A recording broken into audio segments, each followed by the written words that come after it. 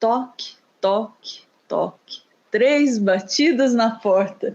Dessa vez, quem recebeu a visitinha da Polícia Federal foi Silvinei Vasquez, diretor da Polícia Rodoviária Federal durante as eleições de 2022. Ele foi preso numa operação da Polícia Federal, numa investigação sobre a interferência no segundo turno das eleições.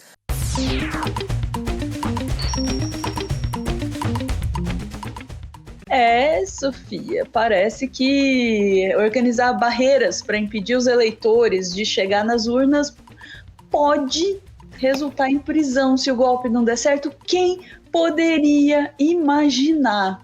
Eu estou chocada com esse desdobramento. Silvinei Vasquez recebeu de fato a visita da Polícia Federal e não apenas recebeu a visita, mas foi acompanhado para a detenção. Vamos dar uma olhada na reportagem do UOL com detalhes sobre a prisão do Silvinei Vasquez. Foi preso hoje pela manhã.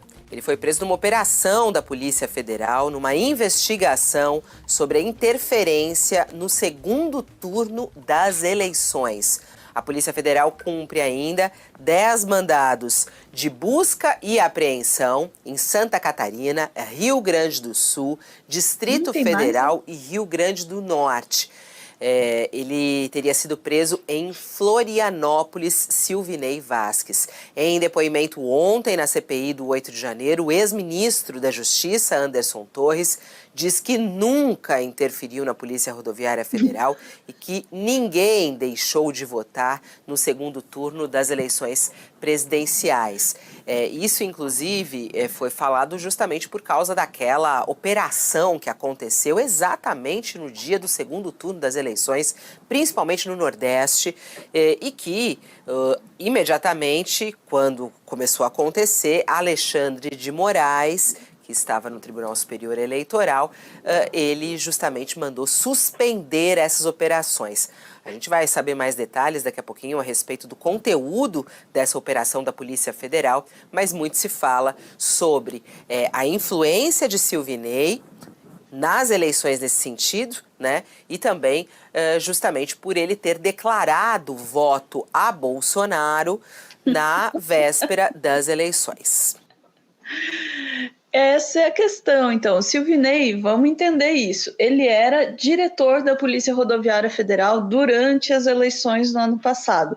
No dia do segundo turno, para quem estava fora do Brasil, irmão, um monte de barreira da Polícia Rodoviária Federal, especialmente em estados do Nordeste, e em lugares onde havia maior previsão de votos para Lula.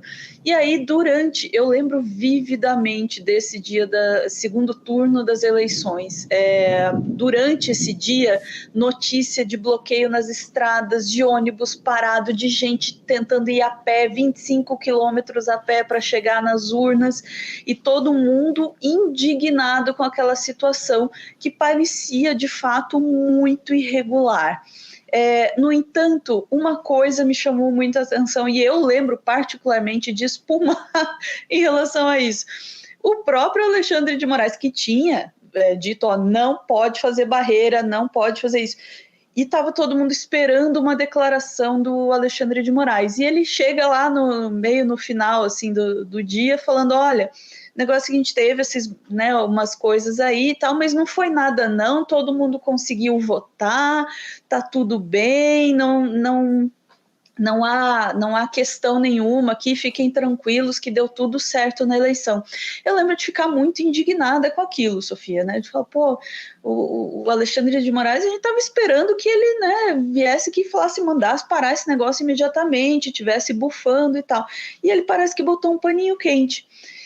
Na hora, algumas pessoas falaram, calma, isso aqui é um movimento político, né? Se ele tentar subir para 6 aqui, a coisa toda vai degringolar, então... Já sei onde isso vai.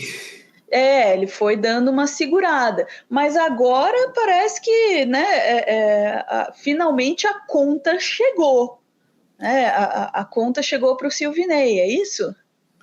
Você não chegou onde eu achei que você ia chegar. Ah, é? Não? Então diga onde era. Eu vou fazer uma recomendação aqui, Ana. Opa, vamos lá. Vão lá no seu aplicativo de podcast favorito e procure um podcast chamado Alexandre, que está sendo produzido aí pela Thaís Bilenque, lá do Foro de Teresina. Sobre o Alexandre de Moraes, o primeiro episódio é justamente sobre os bastidores desse dia aí. Isso eu não estava sabendo. Ó, que boa recomendação, Sofia. Daí você vai ter uma outra visão, não vou dar spoilers, você vai ter uma outra visão sobre por que o Alexandre de Moraes, o Xandão, ajuda a maneira com que ele agiu. Pô, vou ouvir e vou voltar para fazer outro corte falando sobre isso, Sofia. Então, temos uma hipótese, averiguaremos uma hipótese de por que Xandão não levou, assim, não subiu para 6 naquele momento. Mas fato é que... o pessoal aqui ouviu, ó. Eu já ouvi, aí, excelente. Eu estou escutando. Sério, super verdade esse podcast. Boa. O trabalho da Thaís Bilenque é fenomenal, inclusive. Recomendo qualquer coisa que ela faça. Voltaremos nesse assunto. Mas voltando para o Silvinei, o Silvinei foi, inclusive, depor na CPMI dos atos golpistas, escamou para lá, escamou para cá, né? Tentou se safar de todos os jeitos. A conversa sobre reconvocar Silvinei agora que ele está preso, né, para a CPMI, e aí confrontá-lo com as informações mais novas a respeito do caso, e tentar tirar aí mais algumas informações. Mas isso é uma coisa interessante também, como a coisa vai desenvolvendo para além da CPMI, né, Sofia? Pois é, e esse Silvinei, vamos e convenhamos que ele é uma figura interessante, para dizer o mínimo, né?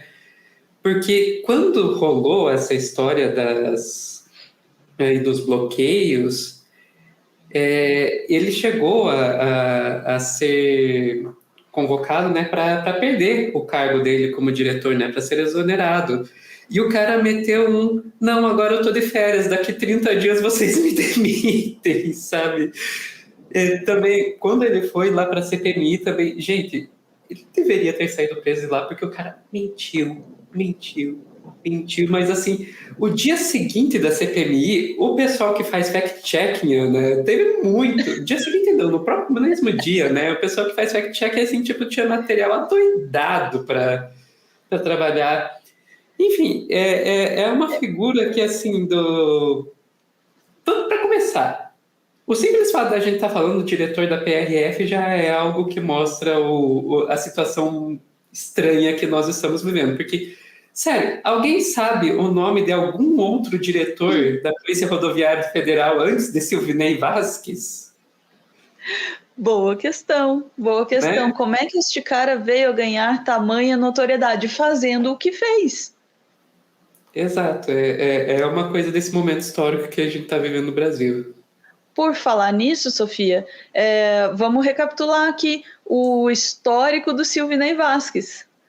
Olha lá, quem é Silvinei Vasquez e o que aconteceu no segundo turno para ele ser preso, né?